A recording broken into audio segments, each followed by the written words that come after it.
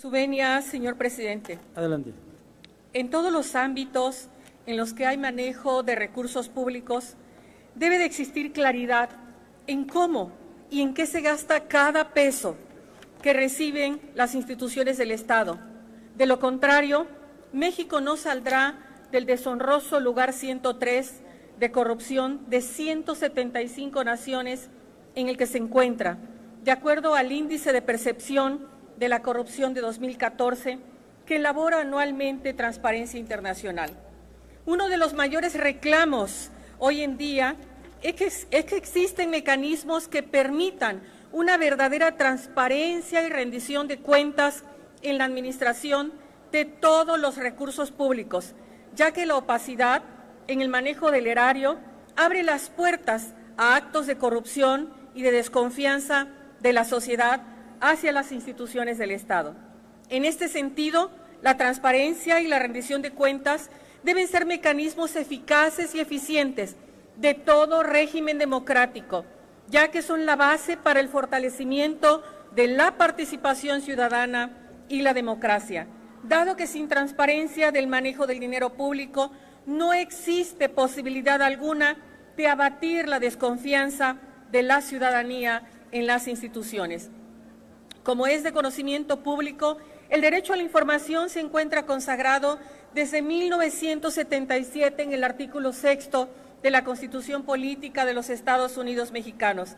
Sin embargo, fue hasta el año 2002 que se emitió su ley reglamentaria, la cual desarrolla a detalle lo necesario para garantizar el acceso de toda persona a la información en posesión de los poderes de la Unión, los órganos constitucionales autónomos o con autonomía legal y cualquier otra entidad federal. Es decir, tuvieron que pasar 25 años para que el Congreso de la Unión emitiera los lineamientos para proveer, transparentar, garantizar y favorecer el acceso a la información pública. Esto habla de la falta de disposición que ha existido por parte de los poderes del Estado para hacer efectivo el acceso a dicho derecho. El Estado debe asumir la inalienable obligación de cuidar que la información del manejo de recursos públicos, la sociedad en general, pueda acceder a ella y que ésta sea veraz, pronta y expedita para que todo ciudadano que así lo requiera pueda recibir en forma fácil y rápida conocimientos en la materia, ciencia o asunto que sea de su interés. Con ello se trata de propiciar una participación ciudadana informada, esto para erradicar la corrupción e impunidad que prevalecen hoy en México. A través de este dictamen, esta soberanía intenta asumir su compromiso con los mexicanos y pone en marcha sus facultades de atención al tema de transparencia y rendición de cuentas. Hoy se legisla en contra de un problema que pareciera inherente a la identidad del mexicano, que desgarra el vínculo entre el gobierno y la población, que fractura las instituciones gubernamentales y afecta a la sociedad en general, la corrupción y la falta de rendición de cuentas. El presente dictamen expide una nueva ley general que obliga a rendir cuentas a todo aquel que recibe y maneja algún tipo de recurso público, por lo que se amplía el catálogo de sujetos obligados a contribuir a la generación de información de calidad que dé insumos para la fiscalización y facilite la evaluación de la gestión pública.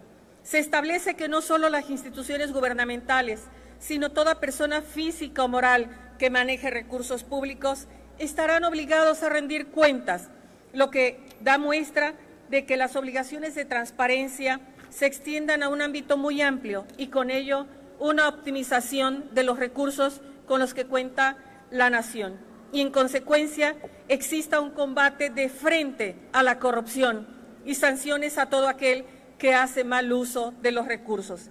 Sin embargo, contrariamente, se exige transparentar sus recursos a todos los sujetos obligados. Se establecen obligaciones de transparencia específicas para los grupos parlamentarios. Creemos que no debiera ser solamente el ejercicio de los recursos públicos, sino también la función o tarea que realizan los sujetos privados, lo que debiera transparentarse Si los sujetos o entes privados realizan una tarea que tiene consecuencias públicas o sociales, sus fines afectan a la economía, esas funciones también deben ser públicas. La presente ley es un paso adelante, pero ante este panorama resultaría interesante delinear, construir y restaurar el vínculo de confianza entre el gobierno y la población.